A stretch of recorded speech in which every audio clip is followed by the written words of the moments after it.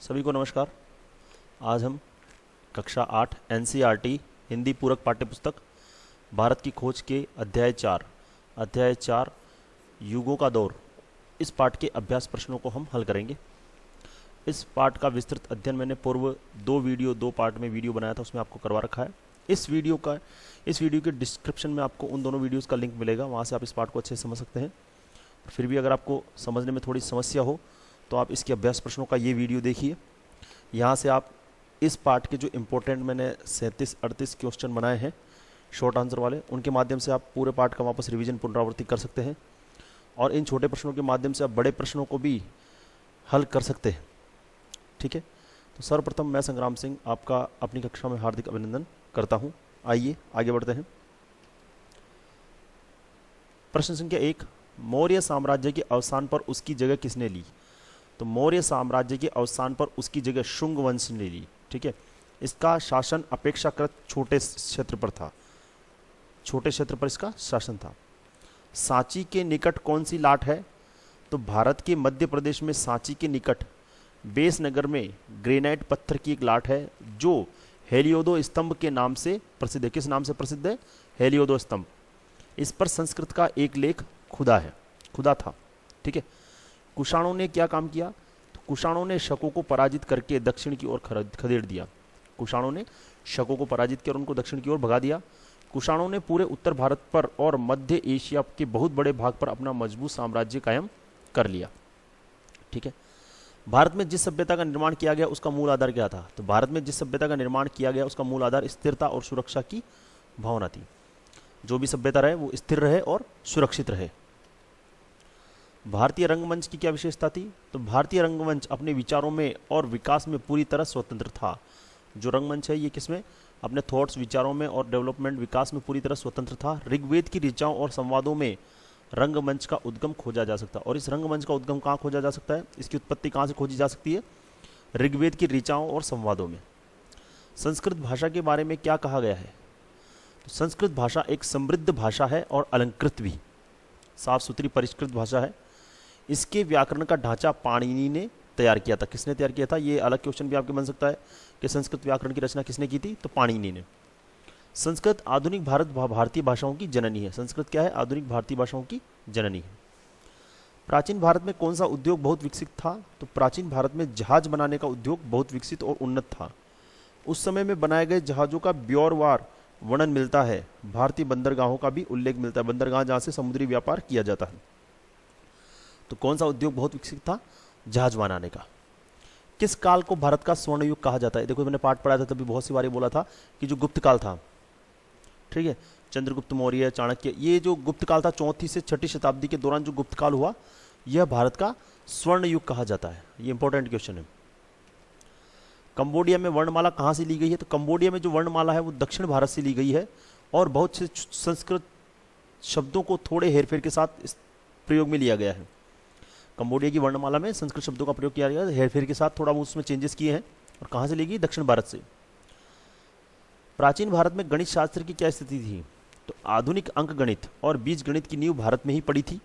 भारत में ज्यामिति का विकास भी हो और शून्य की, देखो अंक गणित की, बीज गणित, अर्थमेटिक, अलजेब्रा, ज्योमेट्री और जो जीरो है उसकी विधि खोजी गई। कहाँ? ये सब चीज़ें भारत में हैं।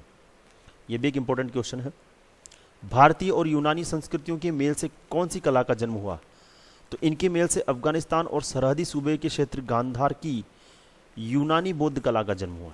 ठीक है, भारतीय और यूनानी संस्कृति के मेल से कहाँ और कौन सी कला का जन्म हुआ? तो गांधार में यूनानी बौद्ध कला का जन्म हुआ।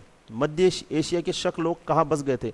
तो मध्य एशिया के जो शक लोग थे वो ऑक्सस, अक्षु नदी की घाटी में बस गए थे। शकों ने कौन सा धर्म अपना लिया? कुछ ने हिंदू धर्म अपनाया और कुछ ने बौद्ध धर्म अपना लिया। ठीक है, कुछ शकों ने तो हिंदू धर्म अपना लिया और कुछ शकों ने बौद्ध धर्म अपना लिया। शकों का प्रसिद्ध शासक कौन था? तो कनिष्क जो है वो इनका प्रसिद्ध शासक था और इस कनिष्क का जो है इसका वर्णन बहुत सारी बौद्ध कथाओं में भी मिलता है। बौद्ध कथाओं में नायक था, हीरो था, उसके कारनामों का वर्णन वहाँ मिलता है। कुषाण काल में बौद्ध धर्म कितने संप्रदायों में बट गया? किन दो संप्रदायों में बट गया? महायान और हीनयान, इन दो संप्रदायों में ये बट गया। नागार्जुन कौन था? नागार्जुन ईसा की पहली शताब्दी में हुए, उनका व्यक्तित्व महान था, वे बौद्ध शास्त्रों और भारतीय दर्शन के बड़े विद्वान थे। कौन? नागार्जुन बौद्ध शास्त्र का और भारतीय दर्शन का बड़ा विद्वान था।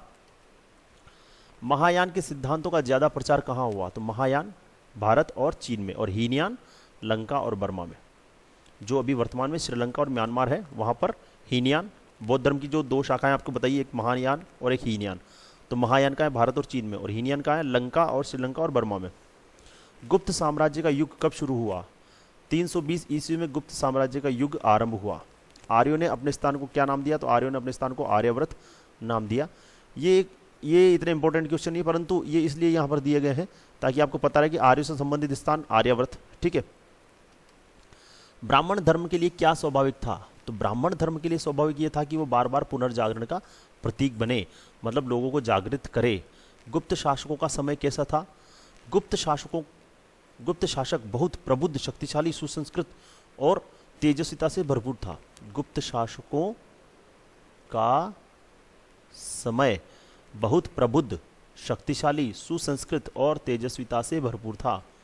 समुद्रगुप्त को क्या कहा जाता है? तो समुद्रगुप्त को भारत का नेपोलियन कहा जाता है। तो क्वेश्चन उल्टा भी पूछा जा सकता है कि भारत का नेपोलियन किसे कहा गया है? तो समुद्रगुप्त को।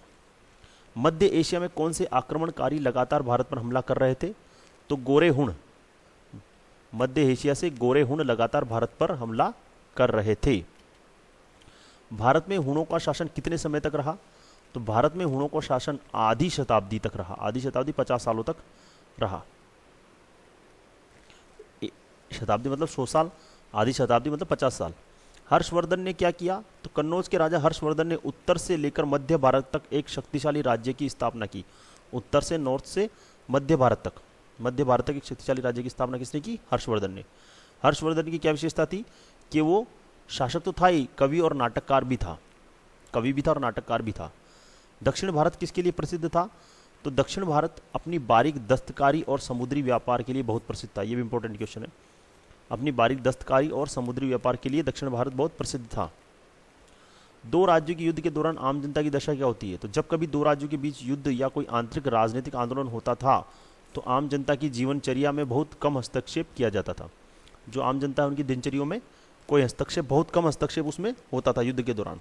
जावा क्या है? तो जावा स्पष्ट रूप से यवद्वीप या जो का टापू है। और ये जो क्या है? ये एक अन्न विशेष है, अनाज का नाम है।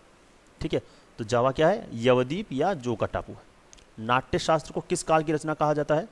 तो नाट्य शास्त्र को ईसा की 3री शताब्दी की रचना कहा जाता है। नाट्य शास्त्र की रचना किसने की थी? ये भी एक क्वेश्चन है। भरत मुनि। नाट्य शास्त्र की रचना किसने की थी? भरत मुनि ने। संस्कृत नाटकों में प्राचीन नाटक किसके हैं? तो संस्कृत नाटकों में प्राचीन नाटक अश्वघोष। ठीक है।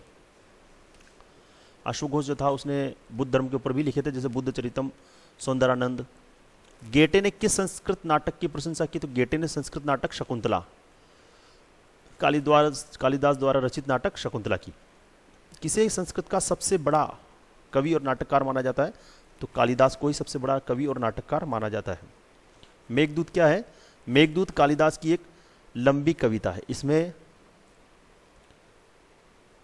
मेघ को दूत बनाया गया है। मेघ के माध्यम से अपना दूत क्या होता है? संदेश लेकर जाता है। तो मेघ बादलों के द्वारा बादलों को संदेश कहा गया है।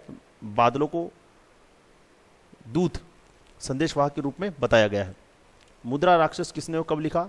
तो मुद्रा राक्षस विशाख दत्त ने 400 ईस्वी के लगभग लिखा। राजा हर्ष के समय संस्कृत का कौन सा नाटककार चमका? तो राजा हर्ष के समय कौन? भवभूति।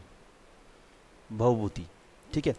इसी के साथ कक्षा 8 भारत की खोज अध्याय 4 युगों का दौर के कुछ महत्वपूर्ण प्रश्नोत्तर हमने यहाँ पर देखे। छोटे छोटे हैं, ज़्यादा बड़े प्रश्नोत्तर नहीं है, पर इनके माध्यम से आप सारे, अगर आपको याद है सारों संबंध, तो आप बड़े प्रश्नों का भी उत्तर आसानी से दे सकते हैं।